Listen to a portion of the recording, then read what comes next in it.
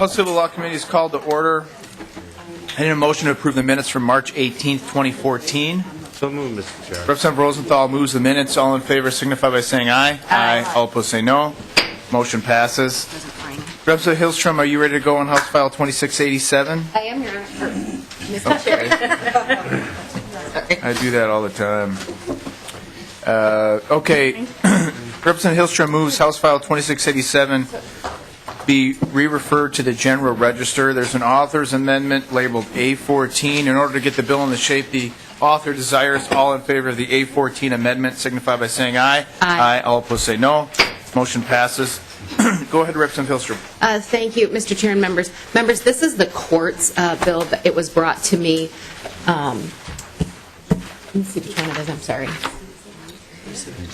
This is the one about the 90-day compliance, and I'm actually going to have my testifier speak to the issue, and the amendment that we put on was at the request of the Judicial Review Board.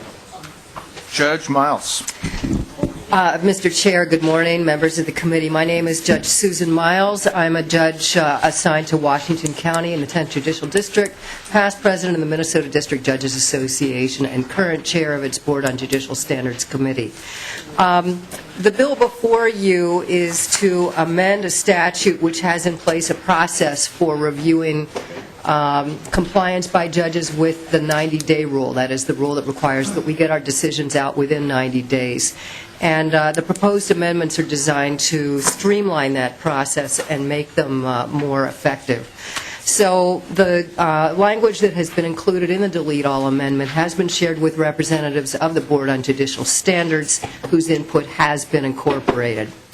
Monitoring of compliance with the 90-day rule is basically an administrative duty which is currently being handled by the chief judges of all the districts. The purpose of this amendment is to, by statute, place responsibility for that monitoring with the chief judges, who receive monthly reports and can deal with an infraction as soon as it arises, if not before.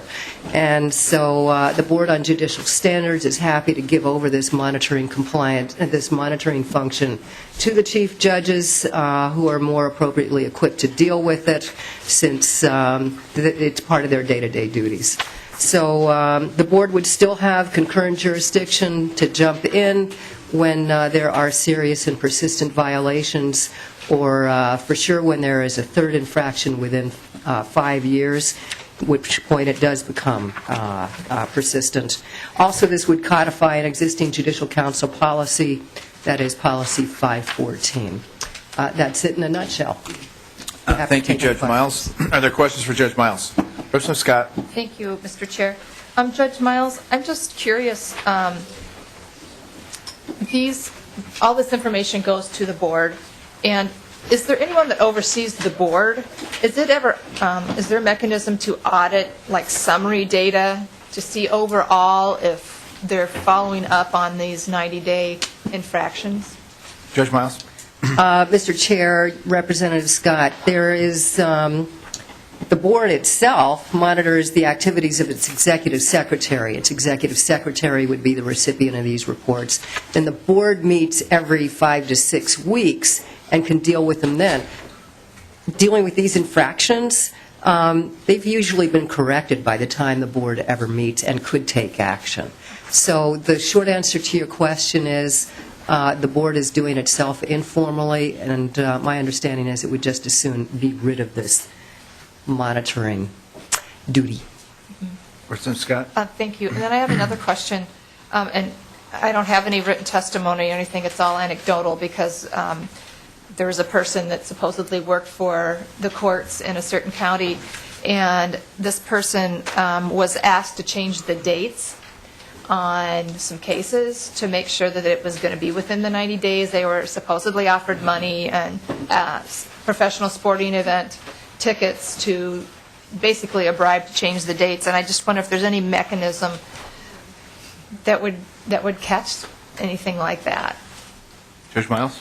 Mr. Chair, Representative Scott, I know nothing of the instance that you're describing. I can tell you that there was a situation a couple of years ago involving a tax court judge who was changing dates within the system. The board found out about it. The board did take action, and ultimately that judge did receive public reprimand. So the monitors are out there. There are situations in which mistakes are made in entering dates in the system, and that, frankly, is why it's a good thing that chief judges are tracking compliance, because they can work with the judge, find out whether or not there was an error in computer data entry, and if so, correct it, in which case a violation hasn't really even occurred, hopefully. Thank you. Any other questions for the testifier or the bill's author? Seeing none others, then Representative Hilstrom renews her motion that House File 2687 be recommended to be re-referred to the General Register. Did I say as amended? As amended. All in favor signify by saying aye. Aye. All opposed say no. Motion passes. Thank you, Representative Hilstrom and Judge Miles. Thank you. Is Representative Carlson here? Oh, you're doing important finance stuff. Representative Sawatzky, you here? You ready to go? You gave me the deer in the headlights look.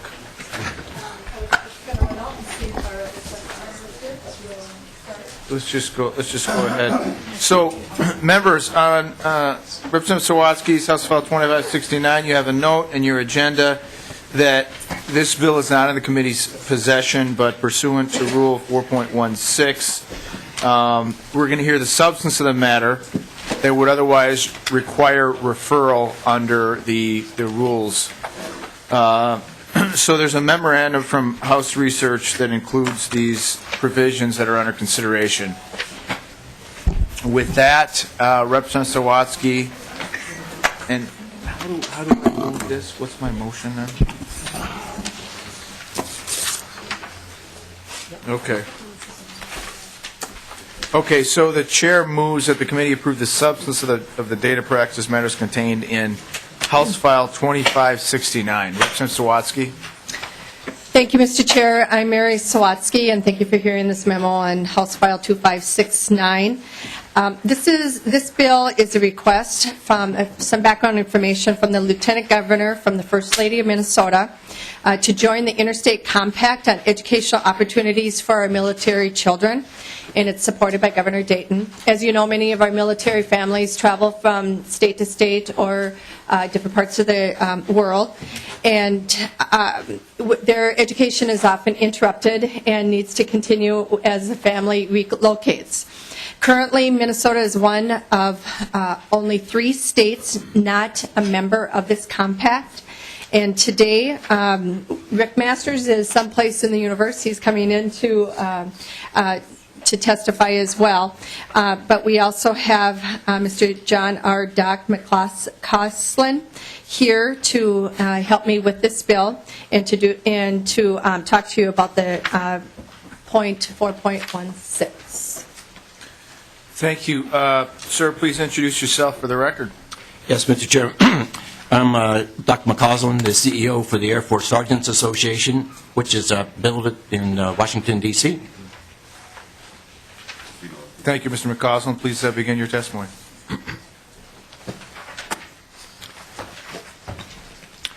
I'm here to support the Interstate Compact. We've been involved with this process for about 7 years and getting all the other states involved, 47 of them. And basically, it's not a military issue, it's an education issue for children of military folks. You got about 42,000 active duty Guard military people within the state of Minnesota, scattered all over various career areas, whether they're recruiters or the National Guard at Duluth and here in Minneapolis. Those folks, their kids are the ones that we're to look out for, because every time they deploy, we call it PCS, permanent change of station, they get caught up in this trap of educational records. DOD currently uses the exchange of information that's been addressed here in all of our DOD schools overseas, and then they work within the CONUS between school departments. So it's really about taking care of the children. when they get ready for graduation, have they met all the requirements of the gaining state, or they have to take something extra? Did they miss out by 2 months? Therefore, they got to make this up. And that's what it's really about. It's not a military issue. It's about education of folks that happen to have military parents. And so our bag in Congress has been, why punish the kids because mom or dad put their hand in the air and served our nation? Thank you, Mr. McCausland. Questions from members of the committee? Representative Howe. Thank you, Mr. Chair. Can you tell us about how many children in Minnesota are affected by this? I don't have the actual figure, sir. DOD could give me that because they know who it is by virtue of paying your state impact aid. And that's a separate issue, but it is ancillary to compact.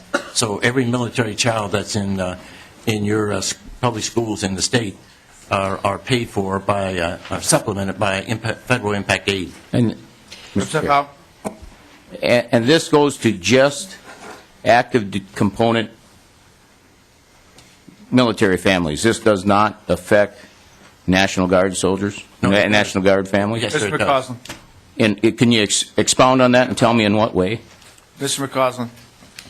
Yes, sir. We just so you know, we go through the chair here. That's why I'm saying your name when you talk and Representative Howe's name when he talks. Okay. So normally you address the chair and then address the representative. Go ahead. Stand corrected. Yes, sir.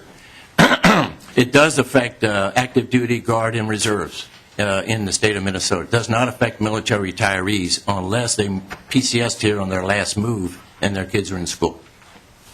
Representative Howe. Thank you, Mr. Chair. I guess, let me quantify this, or I guess I'm looking for, it doesn't affect the everyday, what we call M-day or part-time soldier families. Mr. McCausland. Chair, it does affect them if they're activated. Depends on their Title 10 or Title 32. Mr. Chair. Thank you, Representative Howe. Did you have another question, Representative Howe? Yeah. Go ahead. Well, from a person that's deployed a couple of times, I would like you to know how that affected my family and what benefit I would have received if we would have had this in place. As I deployed to Iraq and came back to this home station, how would that have affected me if we would have had this? As we did not have this, what benefit did I miss? Mr. McCausland. Yes, sir. Probably not knowing all the ins and outs of your situation, but because you deployed from here and came back here, it probably would have very little effect on you because you weren't going to another state and your children weren't being educated in another state. Representative Sawatzky, do you want to add to this? Yes, Mr. Chair, Representative Howe, in response to, or to answer, there are about 200 school children that are affected, and most of those are from military people, recruiters in the military. And Representative Howe, when you left Minnesota, your children did not leave Minnesota, so their school was, their education was not interrupted. But if you were to be moved from California to Minnesota, the requirements from one state to another state, or just to have a smooth entrance of children going from one state to another state and not have this compact would allow a smoother sailing, so to speak, of helping those students, the military children, get into the school, get into the classes that they need, and progress with their education. Representative Howe. Later. Representative Liebling. Thanks, Mr. Chair, and thanks, Representative Sawatzky, and there. right over here, I know with this, can't tell where the voice is coming from. And thanks to the testifier, and it sounds like a really interesting, important bill, and I haven't really heard about it till today, but I'm kind of, since this is the Civil Law Committee, I'm kind of wondering about the protections for the data of the children. Say somebody has something in their record, like, a bullying incident, say, where they were disciplined for bullying, or some other kind of thing or had a mental health issue and that was in their school records. I mean, I think school records can contain all kinds of private things. And could you just explain kind of how the bill handles those kinds of issues that somebody might not want a new school district to know? Mr. McCausland? Yes, sir. Yes, ma'am. Good question. Currently, within DOD, those records are all transferable anyway from parent to parent, and we call Family Support Center. And that would go with the child if it was something that should be transferred. Whether it's in education, if it's medical records, it goes to the ingoing clinic. So those are already being done within the Department of Defense for military kids. Representative Cleveland? Thank you, Mr. Chair. And, well, maybe I'm not understanding the bill very well, but so these records aren't going to school districts? Mr. McCausland? Yes, they are. But you still have the parents involved, and then they are the ones that go to the Family Support Center at the gaining installation, whether it's overseas or here in the CONUS. And that information goes to the Family Support Center so that the gaining installation can make sure that the family and the child are taken care of, irregardless whether it's educational or health. Representative Cleveland? Thanks, Mr. Chair. Well, I don't know. I don't know if that really answers the question, and frankly, I'm not really sure how to ask the question any differently. I'll just look at the language a little bit while the committee continues here. If there's someone else who can answer Representative Cleveland's question, you want to come forward. Until then, Representative Portman, do you have a question? Nope. Okay, Representative Yarusso. Thank you, Mr. Chair. Well, we already transfer records back and forth among school districts, and we already have standards that distinguish which things are in the records that get transferred and which things are not. So I would think that the same sorts of rules would apply. It doesn't change because you're transferring it to a different state or giving it to the parent. So we already do that routinely. I mean, every kid that transfers from any school district to any other school district already has records transferred. This is just about whether we can expedite the transfer of those records for these kids that have time crunches. Representative Howe. Thank you, Mr. Chair. Now, normally, in states that have active duty installations, I can understand where they normally on those installations have their own schools. In our state, we have no active duty installations with schools. They're all in public schools. Those, like Representative Yarusso already said, those records already get transferred.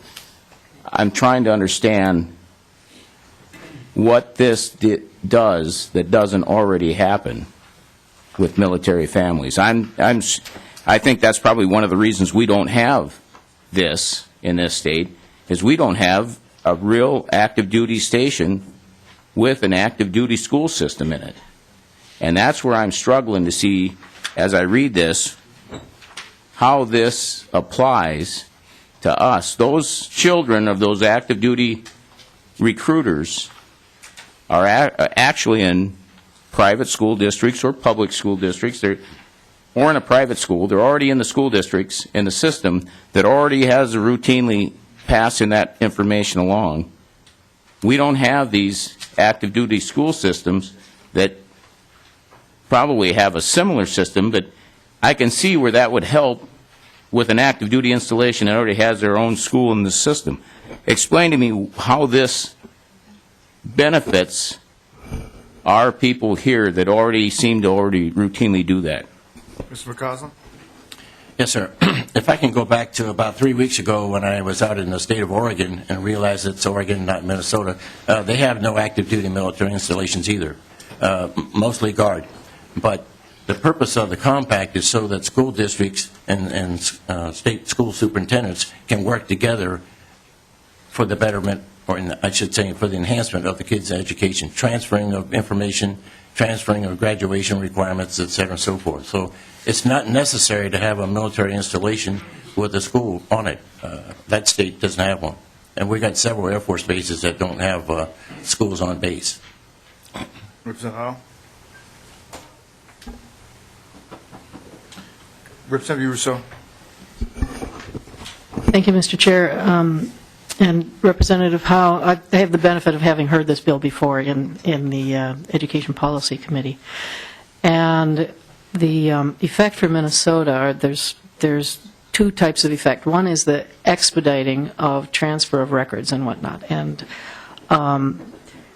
that is in this bill because the kids that get moved, it's not with a lot of advanced planning, and their parents get orders to move, and the family's moving pretty quickly. And the other piece of it is the smoothing of the way for a kid to still be able to graduate, even though they've switched systems that have completely different graduation requirements and things like that. As well as smoothing the way for them to be able to drop into things like AP classes and whatnot. And those kinds of things can be difficult for kids that transfer under any circumstances. Often schools, if you've missed a registration deadline, you might not be able to get into it that year. There's extracurricular activity deadlines, making cuts for teams and things like that are included in the bill. And things like mandating that the district work with the previous home district to try to figure out how the kid can graduate. If a senior moves during their senior year, it can be extremely difficult to mop up graduation requirements that have changed. So that really, for Minnesota, is probably the bigger piece in this bill, is the mandate for either figuring out how to make those requirements work here or to work with the previous home district to grant them a diploma in that state or whatever it takes. So those kinds of things are varied, like on page 6 and 7 and on into 8. So there's a section titled Graduation it's Article 7 on page 7. So those things are actually pretty meaty as far as education policy goes. Because it's under the directions we've gone with graduation requirements and whatnot, that's not a trivial thing in that part of the bill. Okay, thank you, Representative Yarusso, for that exposition. At this point, members, the bill is here for the data practices provisions contained on the back of the memo in your packet. So we're going to keep remaining discussion about the bill limited to the data practices provisions, of the memo itself. So with that, Representative Hilstrom. I'll pass, Mr. Chair. Representative Scott. I'll pass as well. Okay. Any other questions from members? Representative Holbert, thank you. Mr. Chair, and this might help Representative Liebling's concern in that school records are mainly governed by FERPA, the Federal Patient Record Act, and so would students involved in this compact still have the protections of FERPA for their school records? Mr. McCausland? You need to. Mr. Chair, I'm Richard Masters. I'm the general. I'm sorry, sir.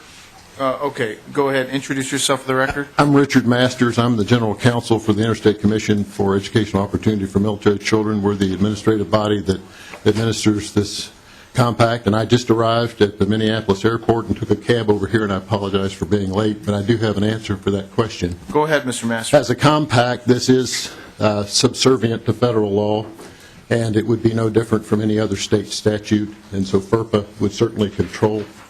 All right, thank you. Representative Holbert? Okay. Any other questions for the testifiers? Seeing none, then Chair has moved that the committee approve the substance of the data practices matters contained in House File 2569. All in favor signify by saying aye. Aye. All opposed say no. No. Motion passes. Thank you for your testimony. Representative Yarusso, House File 2142.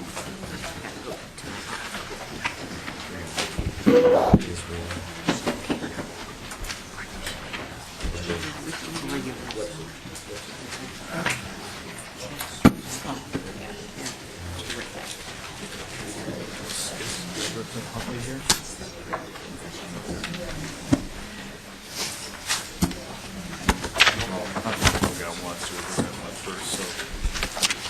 Representative Yarusso moves to re-refer House File 2142 to the General Register. There are authors' amendments. Looks like a lot of them. Yes, Mr. Chair. A14-0914 and A14-0915. Representative Yarusso. Thank you, Mr. Chair. There's several amendments because of a certain amount of back and forth between the advocates and the Department of Corrections, but we can simplify matters. I would only like to move the A14-0915 with an oral amendment to that.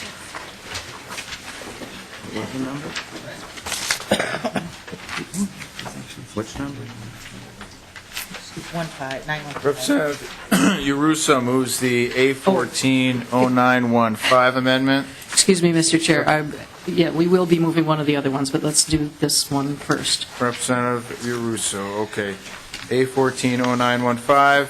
In order to get the bill in the shape the author desires, all in favor of the A14-0915 amendment signify by saying aye. Aye. All opposed say no. Motion passes. Go ahead, Representative Yarusso. Thank you.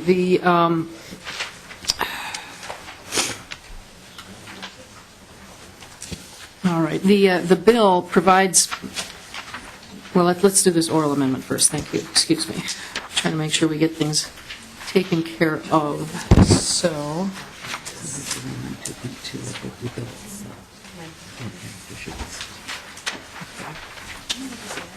Just a moment.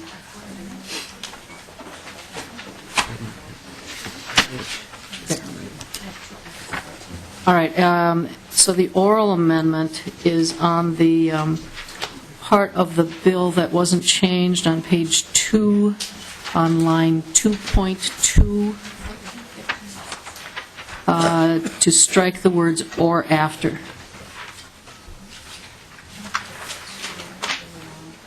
Yeah, the oral amendment is on line 2.2 to strike the phrase "or after." All in favor signify by saying aye. Aye. All opposed say no. Motion passes. Go ahead, Representative Yarusso. Thank you, Mr. Chair. All right, what this bill does is provide victims of offenders convicted of qualified domestic offenses the right to the 5-digit zip code and city of the offender's post-incarceration location upon release from a Department of Corrections facility. The information can only be given to the victim if the offender is still under Department of Corrections supervision and if releasing the information to the victim would not endanger the public.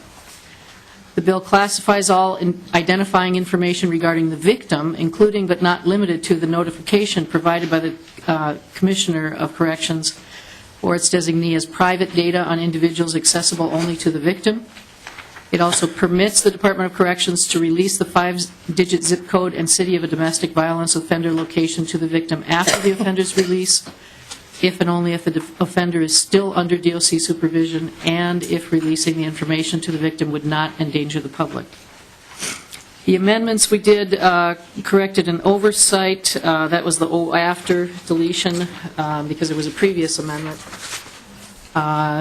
It moved the content of what was previously paragraph B to the public benefit data under court services data. That permits the DOC to give location information to the victim after the offender is released as public benefit data, and that was at the Department of Corrections request. So it would be understood that victims have the right to location information upon the offender's release, and that the DOC is permitted to inform them of the location after the offender's release, but still on supervision. We have clarified that the zip code to be released is the 5-digit zip code. We had a certain amount of discussion when we were at Public Safety about whether that ought to be the 5-digit or the 9-digit, so we have settled on the 5-digit zip code plus the city. And I have Carol Arthur of the Domestic Abuse Project and Liz Richards from the Minnesota Coalition for Battered Women to testify. Thank you, Ms. Arthur. Thank you, Chair and members of the committee. My name is Carol Arthur. I am the Executive Director of the Domestic Abuse Project. In Minneapolis, we provide therapy services to men who are abusive, to women and children who are victims of domestic violence, and we provide proactive advocacy, support, and assistance to all victims identified in Minneapolis police domestic assault arrests. I'd like to address why this legislation is needed.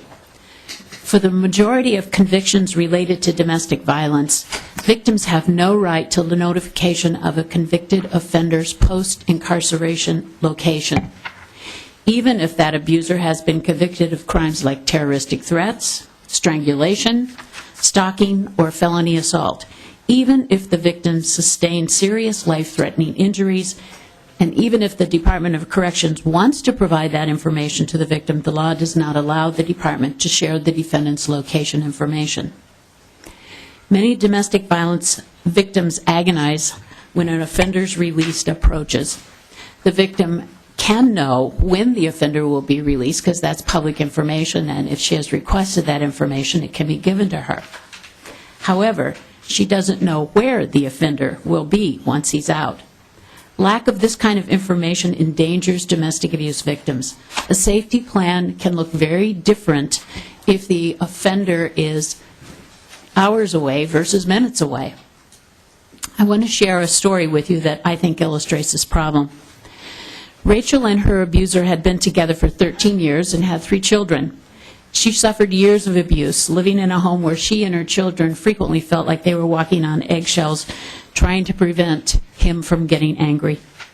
Rachel finally left her abuser after he held a knife to her throat in one of his outrages with the children present and seeing it.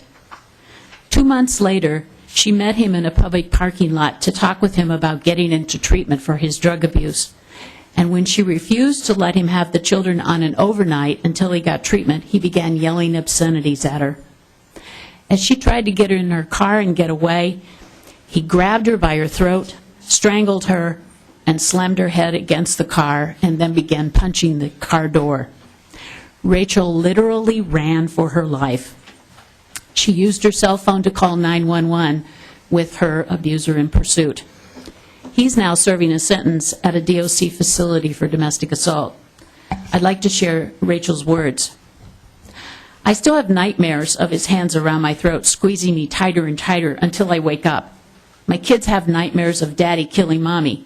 Even though he is behind bars, I'm still terrified. I have thoughts of him escaping and coming after me. Before he went to prison, I fled to a domestic violence shelter, and he found me there. I don't go anywhere after dark. I'm too afraid. I'm sensitive to sounds during the night. I don't have much of a social life. I know it sounds stupid because he is in custody, but if I hear a knock at the door, I'm afraid. It sickens me after everything we've been through that I'm the one in a cell of fear.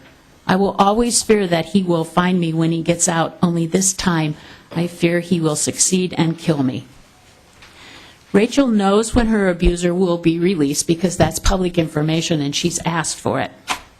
But current law does not allow her to know where. After the horror she has survived, it is a small but powerful step for Rachel to have information about the city and zip code of her offender upon his supervised release, a simple step that can be taken to increase her safety. Proactive steps are even more critical in cases where there's a history of abuse. We know that there is an increased risk to victims of prior abuse when that victim believes the offender will stalk or kill her upon release, as in Rachel's case. With location information available to domestic violence victims like Rachel, we can proactively work with victims to address safety planning before serious violence reoccurs. Please pass House File 2142. Thank you. Thank you for your testimony. Members, we are going to hold questions to the end. Remember that this bill has already been heard in public safety regarding the meat of the bill. It's here for the data practices provisions.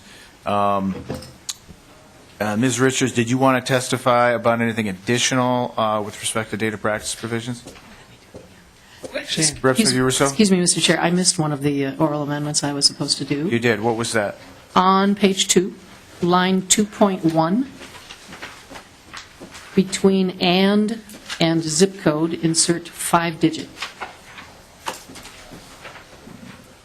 On line 2.1, between and zip code, insert the phrase 5-digit.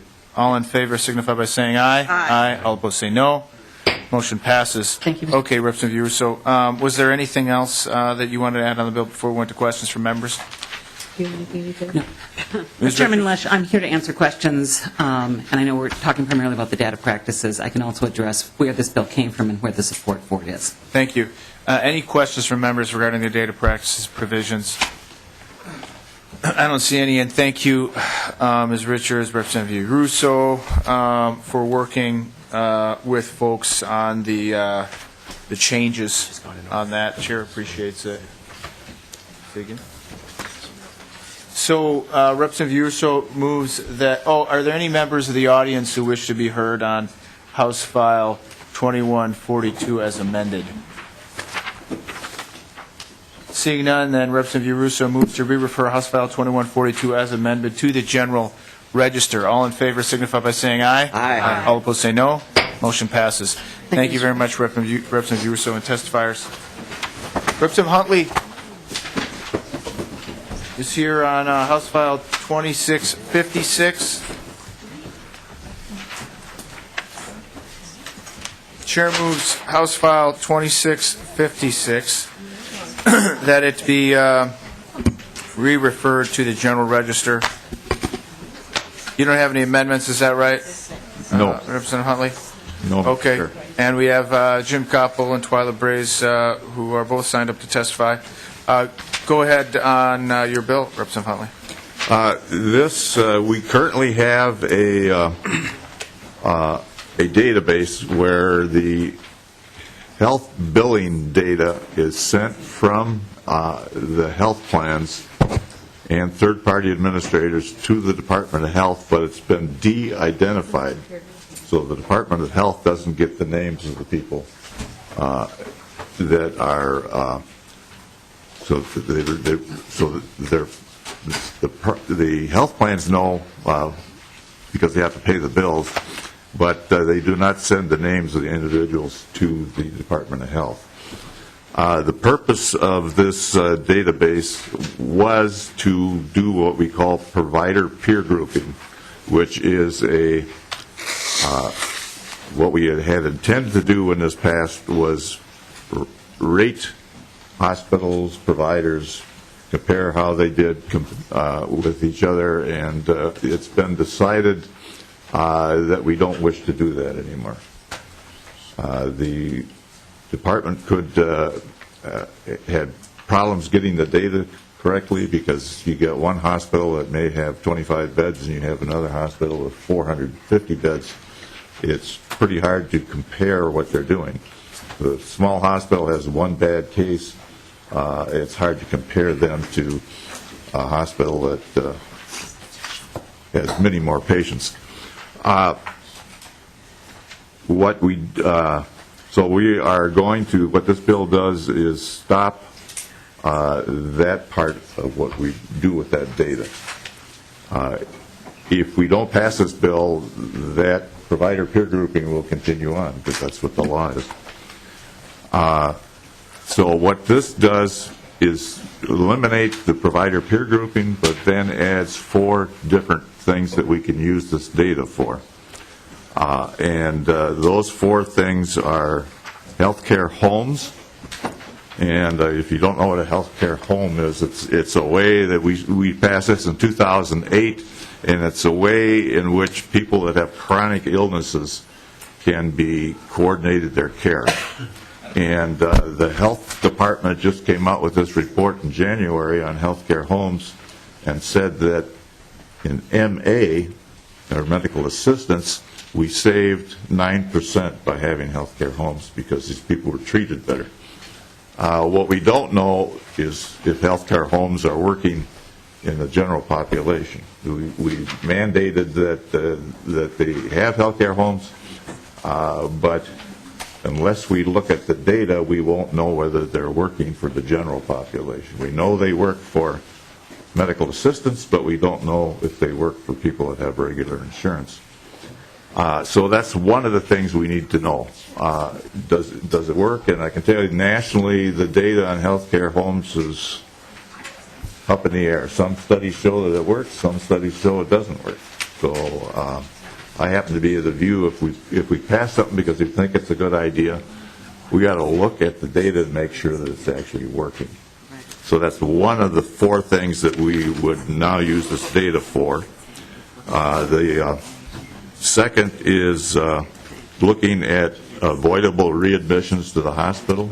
Somebody's released and they got released too early and have to go back. It costs us a lot of money. So we want to look at that data. Again, it's de-identified before the Department of Health gets it. And then the third thing we would use it for is to analyze variations in healthcare costs, quality, utilization, and illness burden based on geographical areas or populations.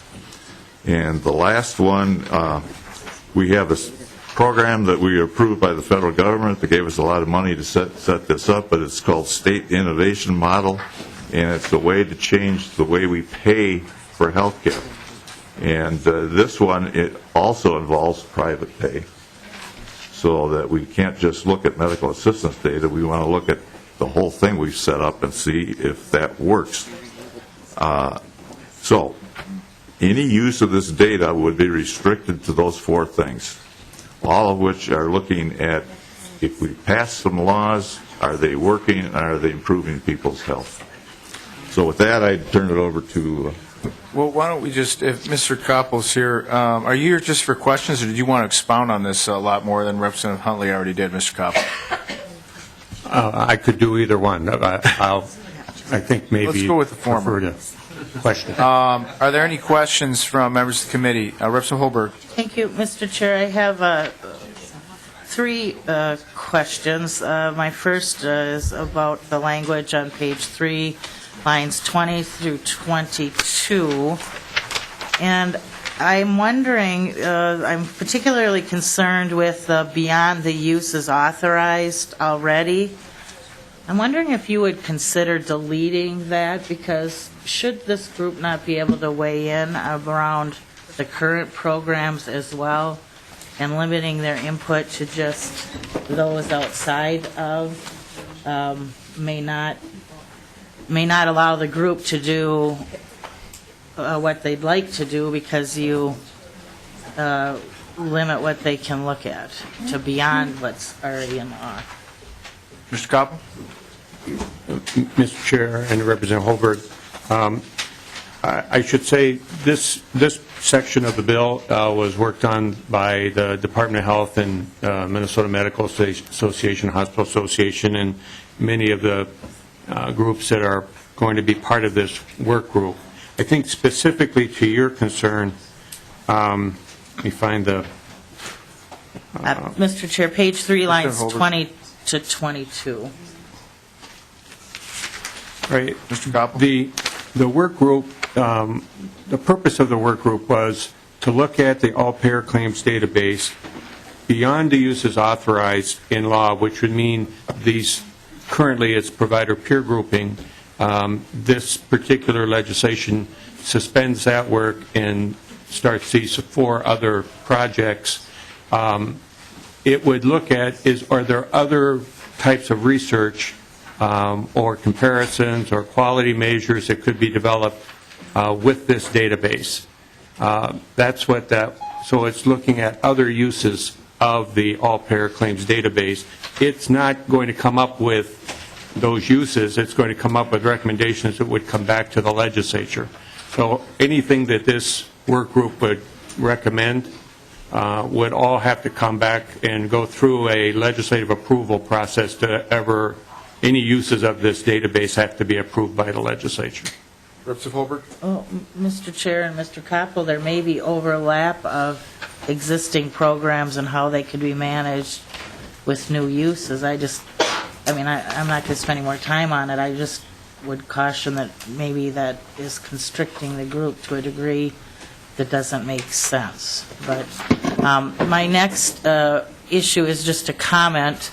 In the makeup of your group, it is very heavily weighted to people in the medical community, and while you do have a data practice expert from the Department of Administration, you really don't have anybody on this group spelled out that would be deemed as a consumer advocate for privacy, or so I don't know if you would consider your 3 members representing consumers that at least one of them might come from the kind of average Joe perspective of a citizen concerned about medical privacy.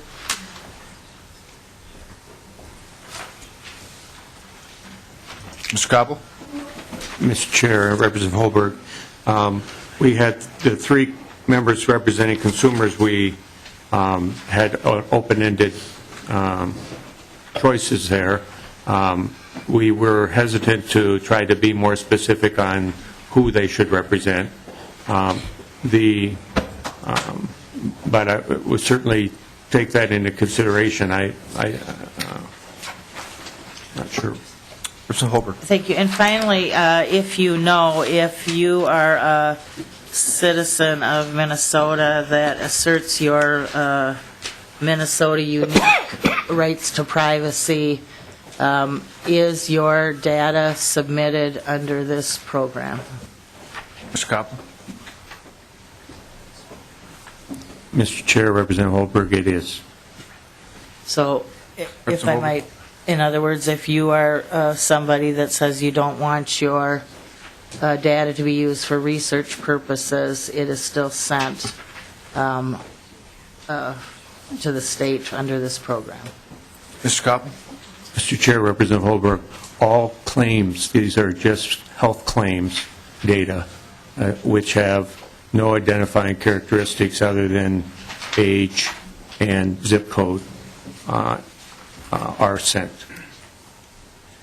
And, Mr. Chair, if you might in the future, if you would provide me the authority for that at some point, where in law you have the authority for that. Any other questions? Representative Liebling. Thank you, Mr. Chair. And I think Mr. Koppel answered the question pretty well about this work group and its authorization to look at uses beyond those currently authorized. I was going to sort of answer the same thing, but I just sort of want to make the point that what's being collected is not changing here. And I appreciate your concern, Representative Holberg, but it's not being changed. And even though the data that is collected is not identified data, as Mr. Koppel just said, I think it's important to note that there is a big public interest in the collected data because it's data that's being paid for. If you don't want to have a report of any kind, I suppose you can pay cash to your provider or pay for it yourself, whether it's cash or whatever. But the whole issue about what's happening in the health marketplace and what the costs are and so on and so forth. There's no other way to know that without getting claims data. So, again, as we're so often in this committee, we're trying to balance interests here, but this is something that's already been going on for quite some time, and because it's all de-identified, just what claims are being paid, how much is being paid, and for what, I think that the balance is struck pretty well in this case, and I don't have any concerns over having this work group just decide what they think should be done, and again, they're just making a recommendation back to the legislature about that. Representative Scott. Thank you, Mr. Chair. The people whose data is used that's being collected now and has been for some time, even though it's non-identifiable, did they sign like a Tennyson warning saying it's okay to collect this data? Mr. Koppel. Mr. Chair and Representative Scott, no, they do not. Interesting. Okay. Any other questions? Then, anyone from the public who wishes to be heard on House File 2656? Ms. Braze, please come down and introduce yourself for the record.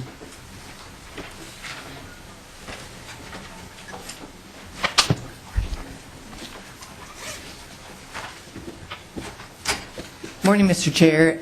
My name is Twyla Braze. I'm president of Citizens Council for Health Freedom, and I do have a handout. If Paige could come and get that. Paige, come get the handout. And I apologize that I forgot to put that this handout actually comes from the Minnesota Department of Health, but for the record, that is where I got it, a document from there. So it's just not written on there.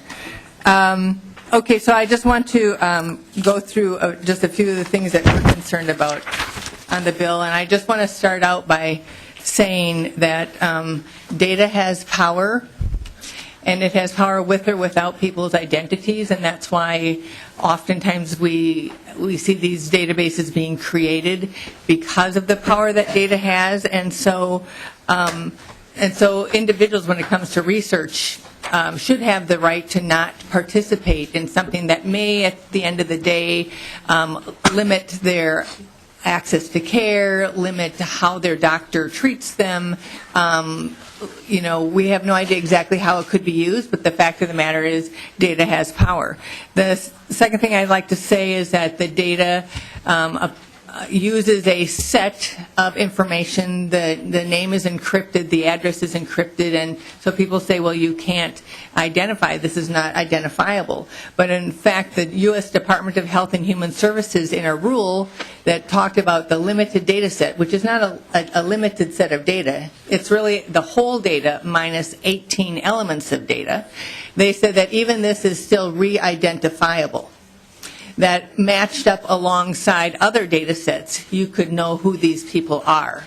And that's why they have data use agreement requirements that say that we won't choose to re-identify the data. So just understanding that this data that goes into this database is, one, powerful on its own with or without identities, and two, can be re-identified if matched up with other data. But now to the bill itself. I just want to point out that the Health Department had a hard time doing what they were supposed to do with the bill. And now on line 2.14, they are supposed to ensure data quality. And for 6 years, they were not able to ensure data quality. And yet this bill is going to expand the number of uses for this data that they have not yet proven that they can ensure data quality for.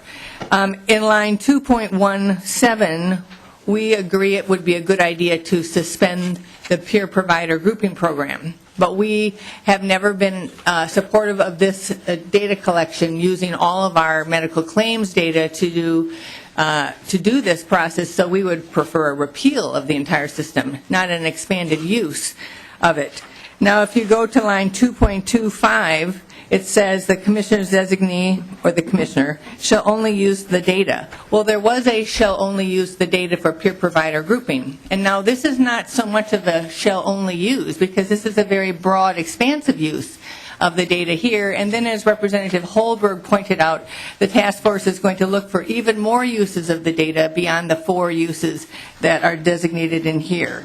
And so this is really repurposing a database that the Health Department was never able to figure out how to use according to the statute anyway, and couldn't ensure the integrity of the data.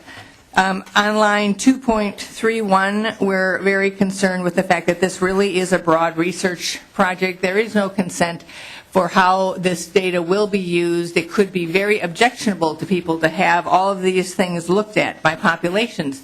It could be objectionable to certain populations, and we don't even know what populations are going to be used.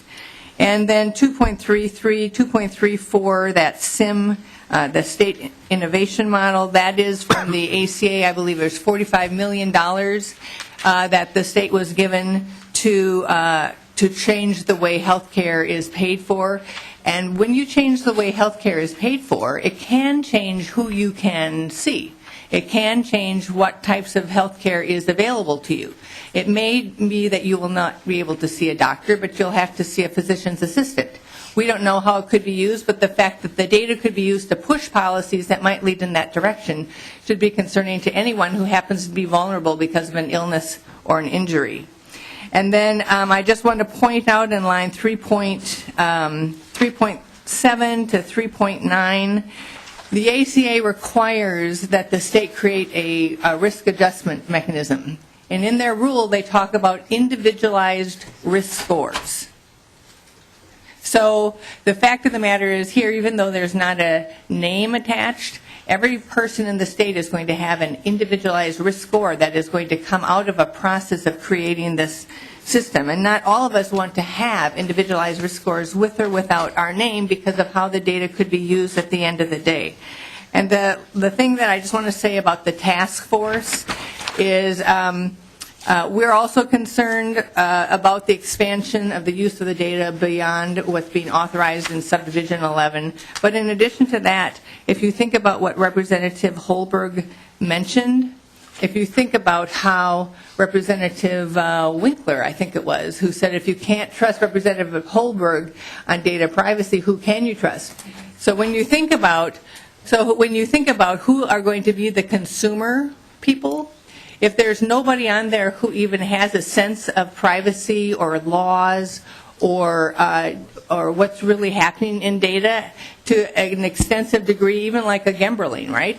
So that there should be somebody on there who actually knows, because otherwise the health department, the hospital association, the medical association can say what they want about privacy, and the consumers won't have any knowledge of really what may be happening out there. So those are the end of my comments, and we don't support the bill, but we do support the peer provider group suspension and would prefer repeal. Representative Scott. You didn't have a question? No, that was before. Okay, Representative Liebling, do you have a pressing question?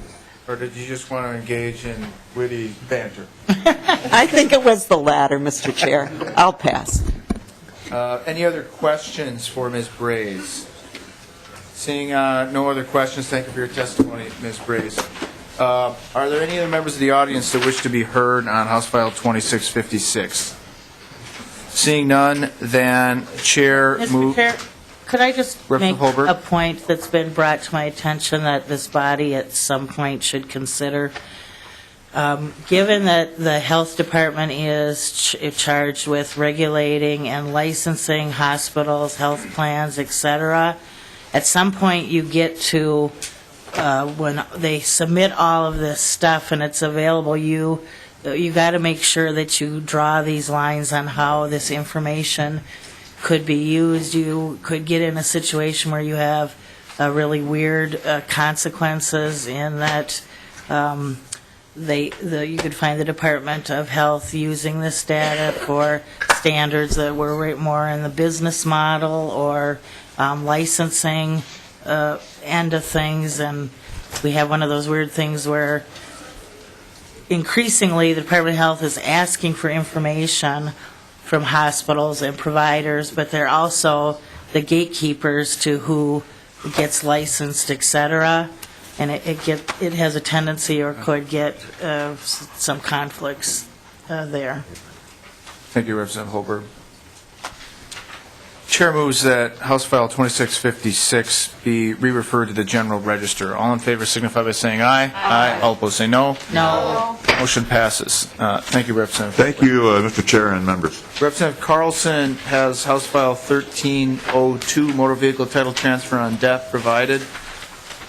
Representative Carlson, I have a motion from the committee that House File 1302 be re-referred to the General Register. Mr. Chairman, Simon moves that. Go ahead, Representative Carlson. if I might, there's a reason that this should probably go to the tax committee, so Then if the you motion could is to adjust that. Committee on Taxes. Go ahead, Representative Carlson.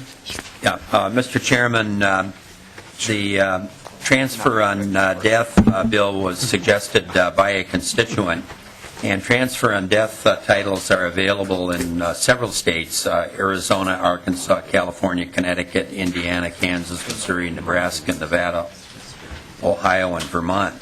Vehicle owners are allowed the option in those states, and what we would do with this bill is allow the naming of a beneficiary on their certificate of registration to inherit the vehicle. The named beneficiary has no rights as long as the owner is alive. The owner can still buy and sell the car or name someone else as the beneficiary. In the case of a vehicle owned jointly after the death of the owner, the other would maintain their rights to the vehicle until death. If there were any liens against the automobile, that would remain. So that's the bill, Mr. Chairman, in a nutshell. After it left the Transportation Committee, and actually what we're amending here are transportation statutes, it was pointed out to me that at least one state had language restricting the transfer by corporations and that kind of thing. And so in working with your committee, staff for House Research, I wanted to tighten that up a bit, and they suggested an oral amendment if that would be all right. I'm not sure what your 24-hour rule covers, but it would be one word. Why don't you state the oral amendment, Representative Carlson? Maybe I could just have the staff do that in terms of the location of the amendment, if that would be all right, or our House Research, I should Ms. say. Mullen? Chair and Representative Carlson, on page 1, line 9, where it says TOD form by, you would insert a natural person by, which would indicate that a natural person would be the grantor. And then on page 1, line 10, after beneficiaries, you would insert who are natural persons to whom the motor vehicle may be transferred, just indicating that both the grantor and the beneficiary are a natural person. Thank you. Without any objection to that, it seems non-substantive and clarifying. All in favor of that amendment signify by saying aye. Aye. All opposed say no. Motion passes. Thank you, Representative Carlson. Anything else you wanted to add about this bill before we move to questions? No, I think we can take questions, although I don't know if they're here this morning. We did have DMV present at the last hearing, transportation. They pointed out that maybe I should, they came forward and testified that nothing in here would change any of the costs of registration and that kind of thing, so there wouldn't be any fiscal costs from their standpoint. All of that would remain in place. Thank you, Representative Carlson. Is there anyone from the public who wishes to be heard on House File 1302 as amended? I don't see anyone coming forward. Are there questions for Representative Carlson? Seeing no questions for Representative Carlson, the chair renews the motion that House File 1302 as amended be re-referred to the Committee on Taxes. All in favor signify by saying aye. Aye. All opposed say no. Motion passes. Thank you. Thank you, Mr. Chairman, members of the committee. Representative Schoen. Representative Schoen has been here a while. Thank you for your patience. Representative Schoen has two bills. We're going to start with House File 2307, Drug and Alcohol Overdose Prevention. Why? Oh, okay. We're starting with 2413, Representative Schoen. Thank you, Mr. Chair. Sale Representative Agreement Practices Prohibited. The motion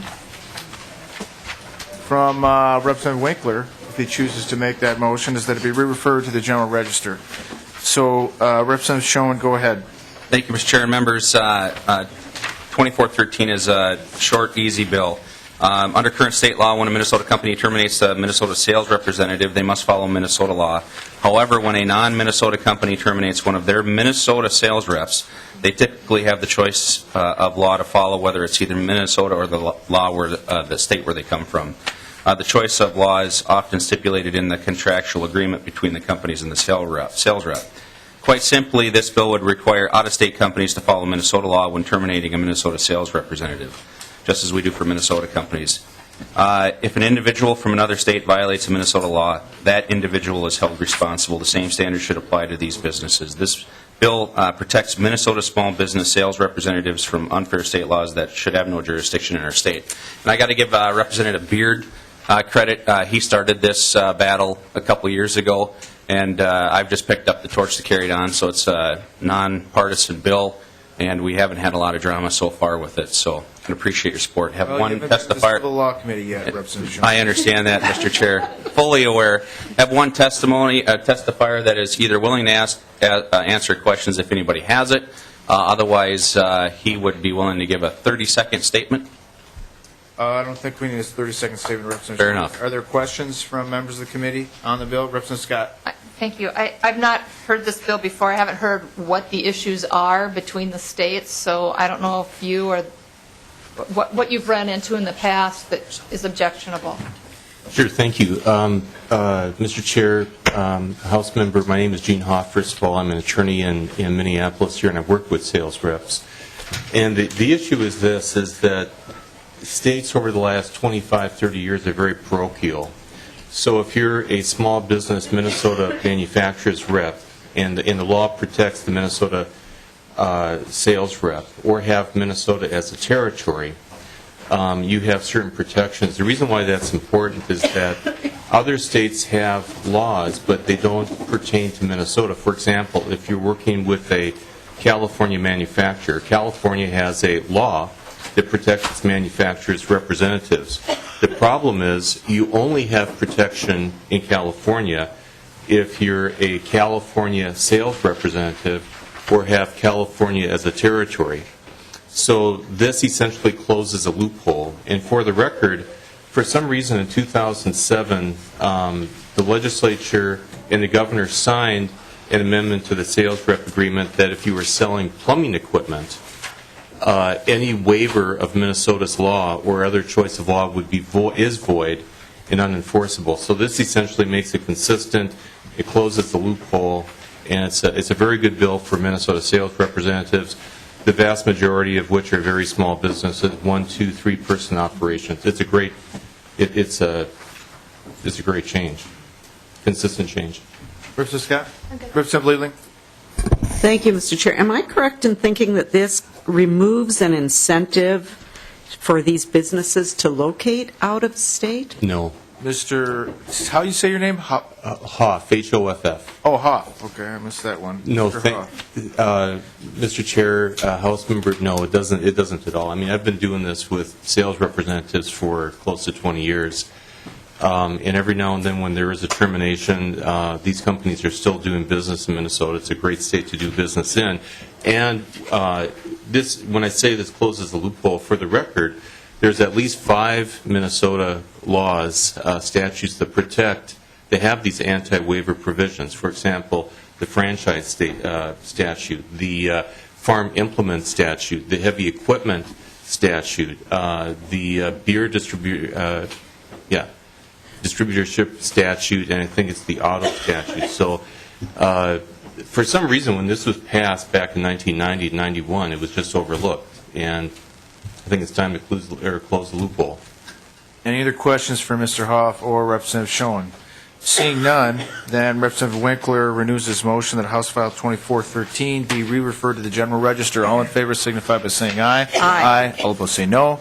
Motion passes. Thank you, Representative Schoen. Thank you, Mr. Hoff. And Mr. Moore. Representative Schoen's House File 2307, Drug and Alcohol Overdose Prevention. The motion on this, members, that it be re-referred to the General Register. There's an author's amendment labeled A14.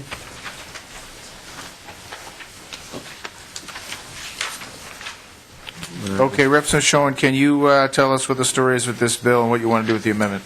Where's the amendment? It was in the Representative Porter. packet with one of the earlier bills we considered. It was in the packet with Representative Yarusso's bill. What number is it? It is A140916 for House File 2307.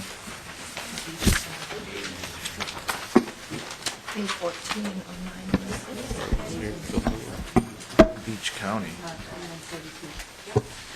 So, Representative Schoen, while they're looking for it, well, give us a minute, I guess. I want to make sure everyone finds this. And if we have to have the page, we produce it.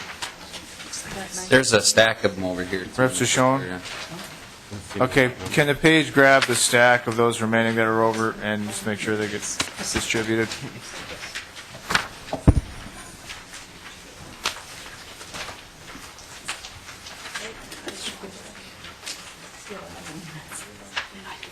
Okay, so is it your intention to offer the A14 amendment, Representative Schoen? Mr. Chair. Representative Scott? Thank you.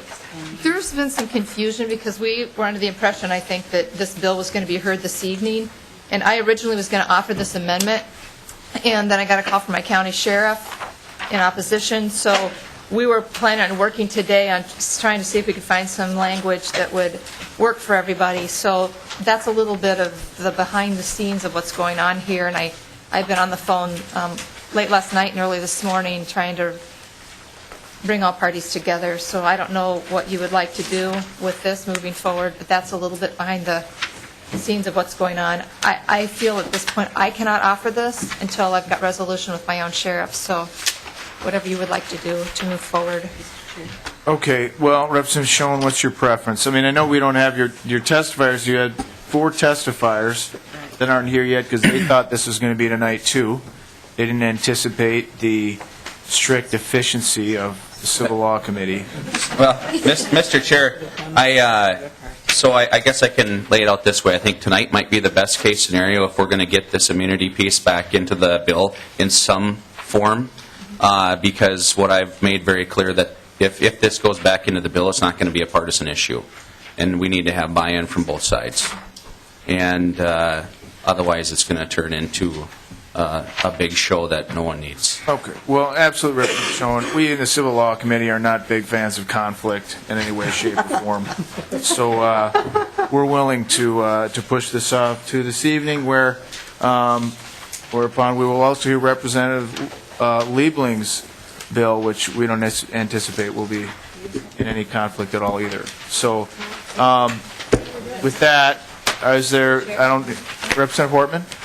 Why don't we do Representative Liebling's bill now, or, I mean, do we have 10 minutes left in committee, or am I? We have 10 minutes left in committee, Representative Hortman, but I had thought...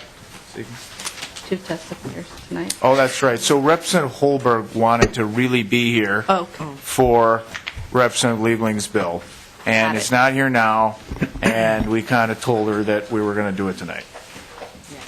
Mr. Chair, Representative Schoen? would you like me to just start to explain the bill or give the brief, and then when we come back tonight after? Yeah, let's do and as then we much can as have we the can right amendment. now as possible. Whatever we can do now, let's do now. Go ahead, Representative Schoen. So, Mr. Chair and members, every one of the districts we represent have been adversely affected by the tragedies related to opiate-based painkillers and heroin overdoses. Some of you may have neighbors and loved ones who have succumbed to the perils of addiction. Over the years, many have become reliant on opiate-based painkillers like oxycodone. Many have graduated to heroin when they can no longer obtain or afford the prescription-based opiates. Minnesota has the dubious distinction of having some of the purest heroin in the country. As a result, it is also some of the deadliest. An addict will not know from time to time how pure the heroin they are injecting to their arm is.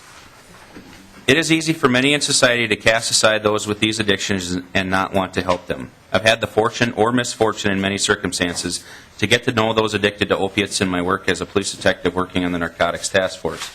These people really do come from every community, every age range, and every walk of life.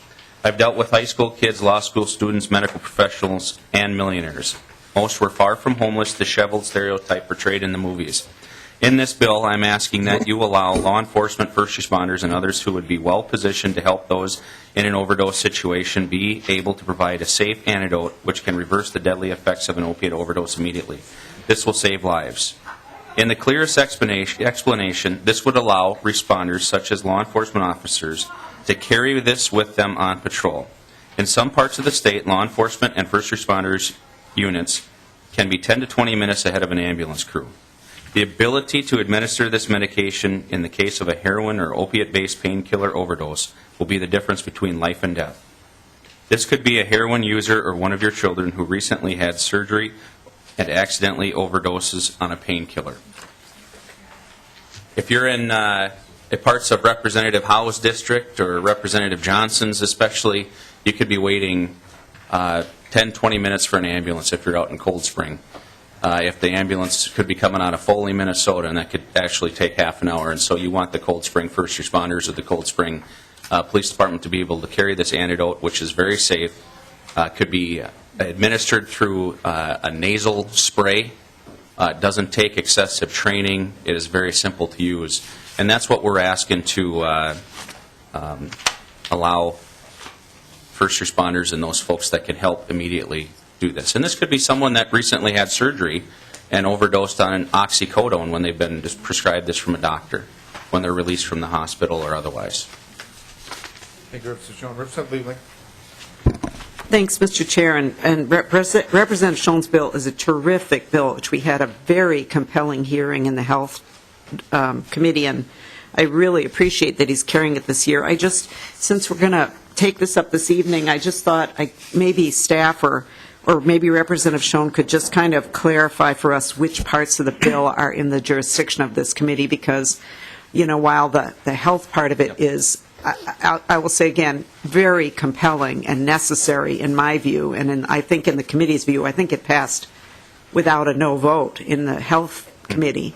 But I just want to make sure that we know what our jurisdiction is here. What parts of the bill are in front of this committee? Well, I believe that there was a piece related to civil immunity. And if you look at the,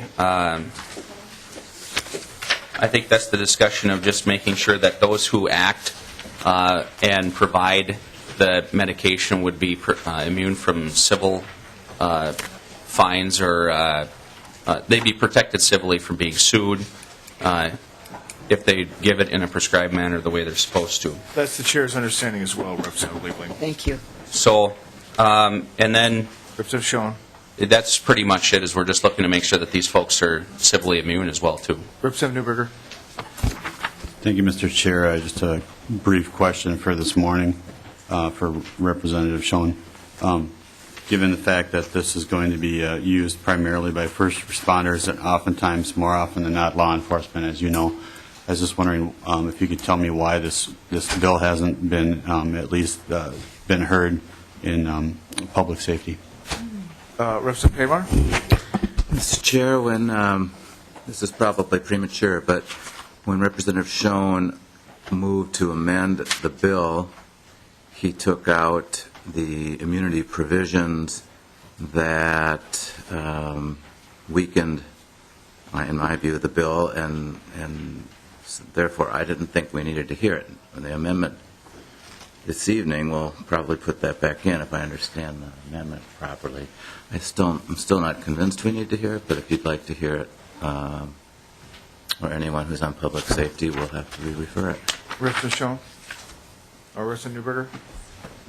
Thank you, Mr. Chair. I want to be clear here. I think that the intent and I think that the purpose of this bill is a good one, but it just needs to make a stop in public safety, in my opinion, because this does directly involve law enforcement, and it would change the dynamic of our first responders and everything when it comes to these types of cases.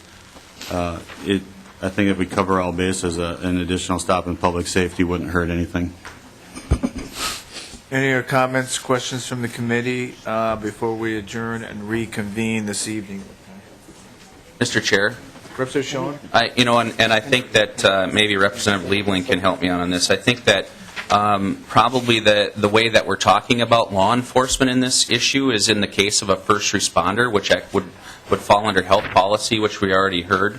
And I think that's more of the issue. It's not about the legal side of it. We've talked about in judiciary, so it's made a stop there. And I'm not disagreeing with what Representative Newberger is maybe trying to get at because it says law enforcement. However, law enforcement is in the act of a first responder, which would be more aligned to the Emergency Medical Services Regulatory Board, which is under the purview of the Health Policy Committee. So that's my only thing. I know we're tight on timelines here for everything, and if it doesn't need to go, I just don't know that that's probably the best case scenario. If there's another compelling argument, that may be further, but we're not changing a scope of work. We're not requiring law enforcement to do it. We're not requiring anybody to have to carry it. It's just an option that they could. And I would note also that Representative Newberger, committee jurisdictional and hearing is more of an art than the sciences around here, too. I mean, I could have sworn that we'd already heard this bill in a committee because I feel like I've two or three judiciary, because we heard in judiciary. So, I mean, when a bill makes stops in 3 or 4 committees for roughly the same reason, you notice why I'm trying to control the jurisdiction of this committee so we don't talk about the same thing 4 times. But I understand your concern. Are there any other comments from members before we recess until this evening at 7:30 in the basement hearing room? Representative Pamar? That was just expressing my disapproval of that. Duly noted, Representative Pamar. Representative Yarusso. Thank you, Mr. Chair. In terms of, if we slowed it down so it didn't make deadlines and didn't get passed this year, I hope that we wouldn't lose anybody's kid to a suicide attempt over the course of the next year while we wait to try to take it up again. Any other comments from members? Seeing none, then the committee is in recess.